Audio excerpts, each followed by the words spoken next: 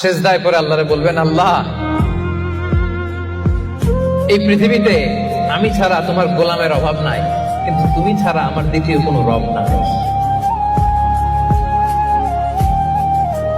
চোখের পানি ছেড়ে আল্লাহরে ডেকে বলেন, আল্লাহ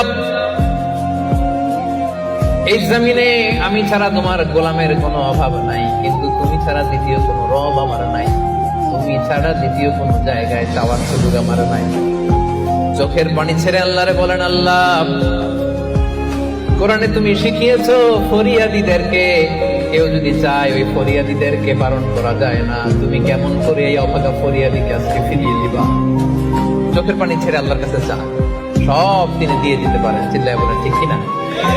গোটা বিশ্বের সবাই আমাদের যার যা লাগবে সব যদি আল্লাহর কাছে চাই, আল্লাহ যদি সবাইকে সবকিছু দিয়ে দেয়, আল্লাহ বলে আমার ক্ষমতার 1 ইঞ্চিও কমবে না। চিল্লায় বলেন ঠিক কিনা?